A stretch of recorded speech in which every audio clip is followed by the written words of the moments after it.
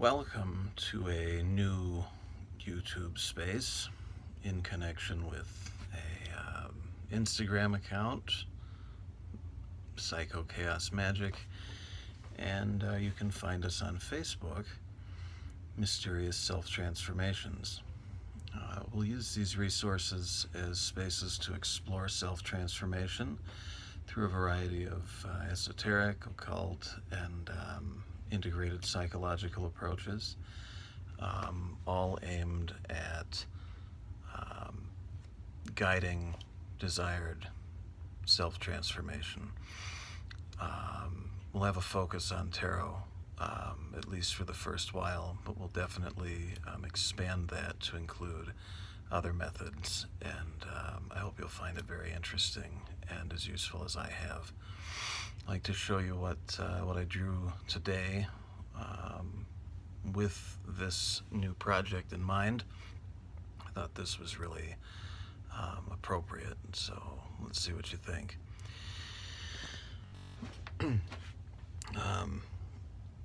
I'll use predominantly the Black Flame Tarot, which was just released earlier this year and has a decidedly Setian theme. It's been influenced by the Thoth deck and a number of other tarot decks and philosophies.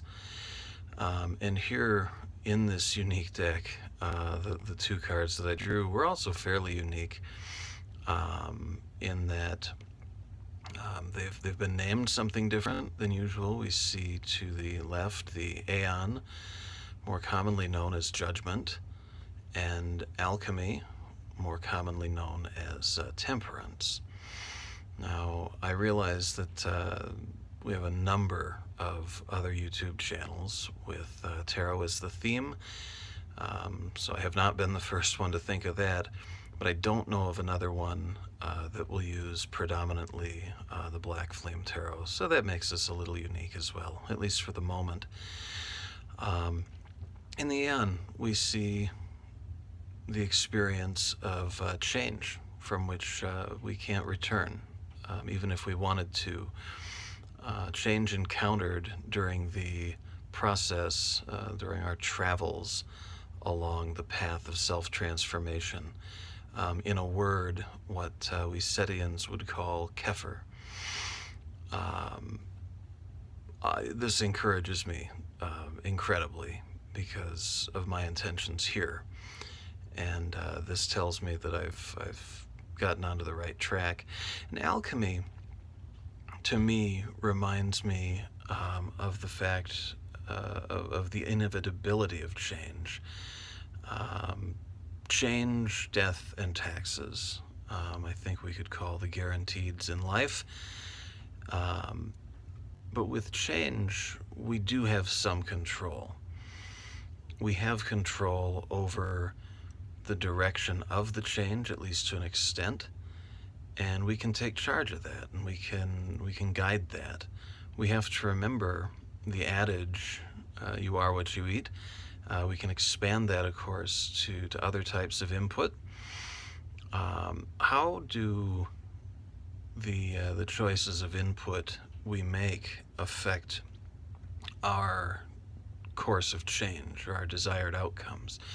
You'll notice, of course, food items, and we do need to think about that in terms of our change. If we think of the hierarchy of needs before we can self-actualize, we need to care for our physical being as well. So these things work together. But we also see this person has to take into consideration maybe a question mark, something a bit more ambiguous.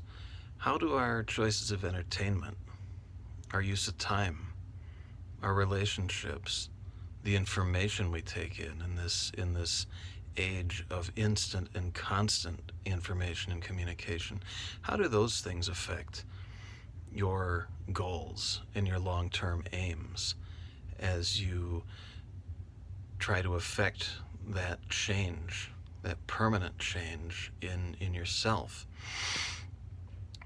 Do those choices support your aims? If so, what can you do to enhance those good effects?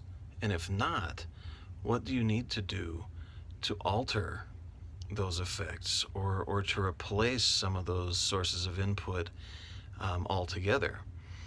We need to consider those things for the benefit of our long-term and short-term goals and objectives. So in this case, as I said, for me, this has been a very encouraging and just spot on reading for the day. And this will continue to guide me as I work through the sources I had mentioned, including this account, both for my development and Kefir, my change, transformation, as well as those that I hope will find this a useful, ongoing source of information and perhaps inspiration. So I look forward to sharing some more in the coming weeks and months, and I look forward to your feedback. See you soon.